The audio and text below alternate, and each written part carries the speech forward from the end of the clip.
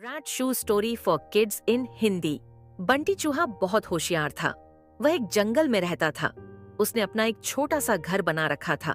जंगल के पास एक घर था, उसमें एक छोटा सा बच्चा रहता था।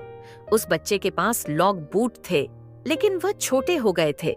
उस लड़के ने वह फेंक दिए। बंटी चूहा, अरे ये जूते तो बहुत अच्छे हैं, मैं इसमें आराम से सो सकता हूँ। बंटी चूहा एक जूते को घसीटकर अपने घर के नीचे ले आता है।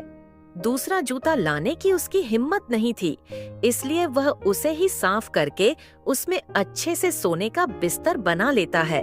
फूलों से उसे सजाता है। बंटी बहुत खुश रहता था। जंगल के और जानवर उसे देखने आते थे। जानवर जब उसको देखते तो बंटी चूहा बहुत नखरे में अपने जूते पर चढ़कर बैठ जाता था। एक दिन नटखट कबूतर बंटी से मिलने आया।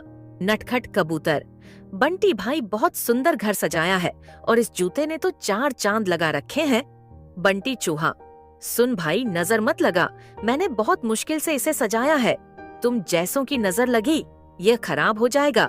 नटखट कबूतर, भाई मैं तो तुम्हें बधाई देने आया था, लेकिन लगता है तुम्हारा घमंड तो 7वें आसमान पर है। बंटी चूहा, मुझे किसी की बधाई की जरूरत नहीं है। मैं जानता हूँ तुम सब मुझसे जलते हो, क्योंकि तुम बाहर सर्दी झेलते हो और मैं इस जूते में घुसकर आराम से सो जाता हूँ। नटखट कबूतर बिना कुछ कहे उड़कर वापस चला जाता है। अब बंटी चूहा सारे दिन घूमकर खाना खाता और रात को अपने जूते में आकर सो जाता था। धीरे धीरे जंगल के सभी जानवरों से उसने बात करना बंद कर दिया था। अब उसका कोई दोस्त नहीं था। धीरे धीरे समय बीतने लगा। एक दिन रात के समय जंगल में तेज बारिश होने लगी। इस सब से बेखबर बंटी चूहा अपने जूते में आराम से सो रहा था। उसे बाहर के मौसम का पता नहीं लगा। बारिश का पानी बढ़ने लगा। जूते के तले में एक सुराख था, जिससे पानी जूते में भरने लगा। कुछ ही देर में बहुत सारा पानी जूते में भर गया। तभी बंटी चूहे की नींद खुली, लेकिन तब तक बहुत देर हो चुकी थी। पानी बढ़ता ही जा रहा था। उसे लगा कि वह अब मर जाएगा। बंटी चूहा जोर जोर से चिल्लाने लगा, लेकिन बारिश की आवाज में किसी ने उसकी आवाज नहीं सुनी। बंटी चूहे को अपनी मौत साफ नजर आ रही थी।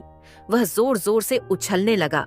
उछलते उछलते वह जूते से बाहर निकलना चाह रहा था, लेकिन जूता इतना लंबा था कि वह बाहर निकल ही नहीं पा रहा था। इधर दूर एक घोंसले में नटखट कबूतर अपने बच्चों के साथ बैठा था। नटखट कबूतर, बच्चों, लगता है किसी के चिल्लाने की आवाज आ रही है, कोई मुसीबत में है। उसने बाहर निकल के देखा कि आवाज उस जूते में से आ रही थी। वह तुरंत समझ गया कि बंटी चूहा जूते में फंस गया है। नटखट कबूतर बिना देर किए किसी तरह उड़कर वहां पहुंच गया। वह जूते के ऊपर बैठ गया। उसने देखा बंटी चूहा डूब रहा है। बंटी चूहा, कबूतर भाई मुझे बचा लो, नहीं तो मैं मर जाऊंगा। नटखट कबूतर, क्यों, तुम्हें तो इस जूते के सिवा किसी की जरूरत नहीं थी। बंटी चूहा, भैया बचा लो, मैं घमंड में आ गया था। यह सुनकर नटखट कबूतर उसे अपनी चोंच से पकड़कर खींचने लगा, लेकिन बंटी चूहे का वजन ज्यादा था। नटखट कबूतर उसका वजन उठा नहीं पा रहा था। नटखट कबूतर, भाई रुको, मैं अभी बाकी जानवरों को बुलाकर लाता हूँ। नटखट कबूतर जंगल में जाता है, लेकिन सभी जानवर बंटी चूहे की मदद के लिए मना कर देते हैं। तभी रास्ते में उसे कालू कौवा मिलता है। वह उसके साथ आ जाता है। दोनों मिलकर बंटी चूहे की एक एक टांग चोंच में दबाकर उड़ जाते हैं और उसे ऊपर बने घर में रख देते हैं। बंटी चूहा अपने किए पर बहुत पछताता है। अगले दिन वह जूते को खींचकर उल्टा कर देता है। उससे उसका पानी निकल जाता है।